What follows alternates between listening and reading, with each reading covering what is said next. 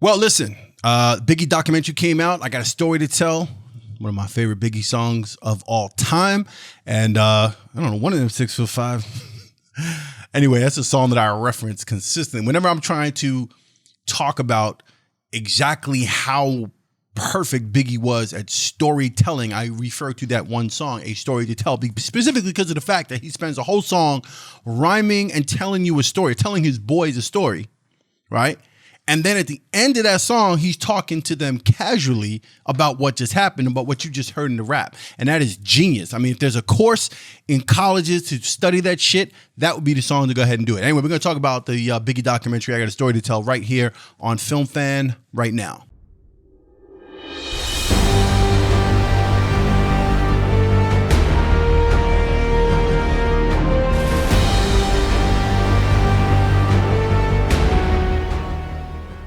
Welcome to Film Fan, my channel where I discuss movies and television and entertainment and all that stuff. My passion for that. If that is also your thing and you like to hear about that stuff, if you're new here, hit the subscribe button. I really appreciate having you here, okay? And hit the notification bell so you know when I put out new content. Okay, so Netflix released yesterday, Monday, March 1st, the documentary on Biggie, Notorious BIG, called I Got a Story to Tell.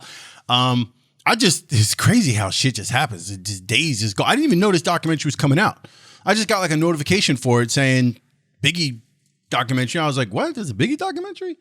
Y'all don't tell me this stuff. Anyway, Biggie documentary. So I immediately went and I watched it. You ain't got to tell me twice. Here's the thing. We'll preface this entire thing. This will be a short review on a documentary about the greatest rapper of all time. All right. You don't have to really, I don't need to know anything. I just need to know there's a documentary, there's a new album, there's some old track that we never heard. You tell me that and I'm dropping everything that I'm doing and I'm going to follow up and I'm going to watch it or listen to it. So needless to say, I find out about this documentary and I started to watch it and I think it was great. Let me not say great. I think it was fine. I've seen some of the reviews suggesting, oh, they missed a whole lot and this, that, and the other wasn't that good. And like, no, I don't think it was bad at all. I think here's the deal. If you are newer generation, you're not a Biggie fan, or you're not up on Biggie, or you're somebody like I say, a younger person who was not that much into Biggie, then yeah, this will be a pretty decent documentary for you to watch and get a sense of this brother's life, his impact on the culture, the impact on Brooklyn, New York, the country, the world. It'll give you a sense of his beginnings, where he started, how he came up, how he got into what he got into, how he formed his talent. So this would be a great documentary for you. If you're somebody like myself who's already a Biggie fanatic, Biggie's like your favorite rapper of all time. He's one of between him and Jay. We'll get into another discussion. But if that's the case, you already saw this documentary, right? So you're just waiting to hear my take on what the documentary was like. You're not waiting for me to refer you to watch it or not watch it, right? If you're a Biggie fan and you love Biggie, then this is maybe you were let down. But I think this is the thing with documentaries, especially with figures of his nature, of his stature, right? You have people will look for something special in a documentary that they haven't seen before. I mean, because we've got documentaries on Biggie before. We got a movie, right, which wasn't that great. And you're looking for something new. So if you see a new documentary and it doesn't reveal the fact that, well, we found out from D-Rock that, Big used to like to play Candyland in his underwear every now and then, and he used to eat like rice cakes, Quaker rice cakes. He was into that shit. If you don't hear some revealing thing that seems odd or is like something you wouldn't imagine Biggie doing, it's kind of like you're let down, right? And I understand that because you're looking for new shit. You're looking for something new. Tell me something other than what I know about Biggie. And this documentary didn't reveal that much, but I think it had its moments. For example, the highlight of the whole thing is Valletta Wallace, his mom, all right?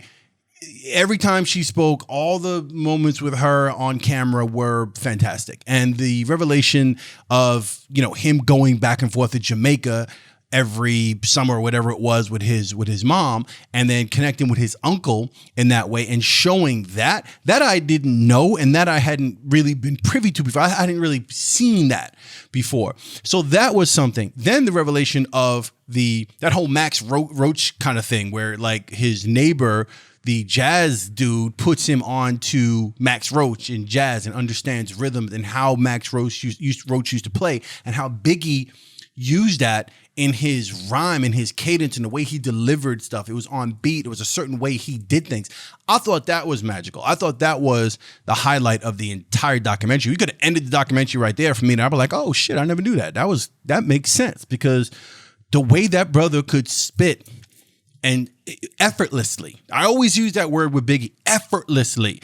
And if you listen to the documentary, numerous people say they've never heard anybody. You can usually tell when you listen to a rapper, you can hear the influence of other people. You can't do that with Big, because Big was like, his ability to storytell without even trying. It sounded like he was just talking, but it just happened to rhyme, and the shit was, it just had effect.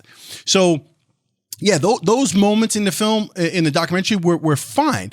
I think it was a little odd that there was no, there's plenty of shots of Little Kim, but I thought that was odd that we got nothing from Kim, considering her position with, Junior Mafia and Bad Boy and Biggie and that whole thing and that relationship. But, there's politics behind that. I understand that, but, it's not really a complete documentary until we get Little Kim in there, right? Same thing with Jay. Speaking of Jay-Z, I thought it was weird that we didn't get any, soundbite or anything from Jay-Z talking on this. Like, why would that happen? I don't know the politics behind that one either.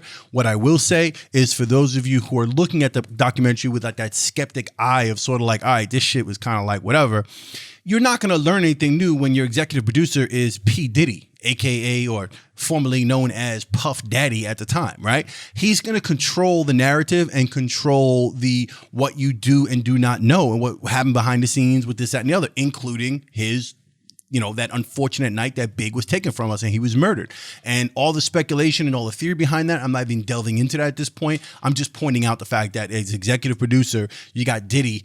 You can only expect to get so much and so deep into this.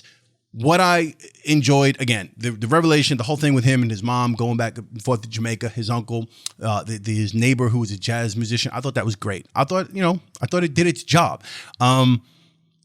As far as everything else, like, it was a Biggie documentary. There was nothing.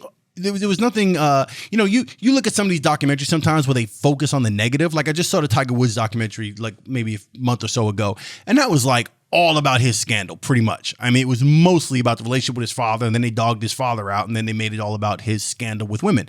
In a Biggie situation, if they're going to show, Bed-Stuy and Fulton, shout out Brooklyn, and like his drug dealing days, crack dealing days, I don't feel like it's like, oh, they're harping on the negative side of the black man. How come they don't focus on the good stuff? No, Biggie clearly described his life. In most of his music, he discussed these things. So I don't feel it was a filmmaker kind of thing where they took the narrative that direction and pointed out the bad stuff. They did a good job of balancing, the reality of him young, discovering what he discovered, being put onto crack, on Fulton, and doing all that stuff, and then turning his life into music and how it happened. And I thought it was done pretty well. All right. So again, if you're totally new to Biggie and you're someone who kind of like some reason that escaped you, I don't know how you're living right now, but this would be an interesting documentary for you to catch up on and to watch. If you're someone who knows Biggie's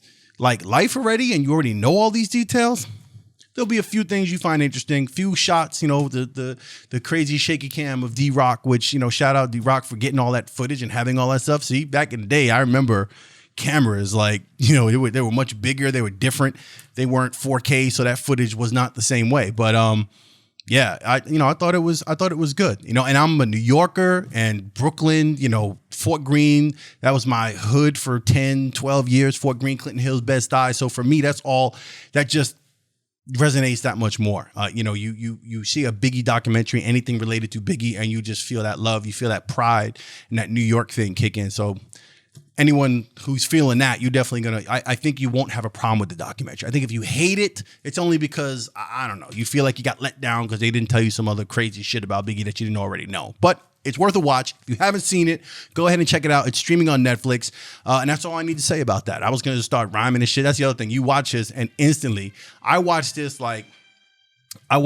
late last night. And of course, every song that comes on, I find myself up like spitting lyrics. It is what it is. All right. Anyway, that's it for me on Film Fan. If you like this video, go ahead and hit the like, that little thumbs up. I truly appreciate it. Again, if you're new here and you haven't subscribed, hit the subscribe button. I appreciate having you. And if you saw the documentary, let me know what you thought about it. Let me know if you thought it was missing anything or what you wanted to see. Let me know your thoughts on that. And, in the comments below. Until next time, I'll see you on Film Fan. I'll catch up with you. Be good.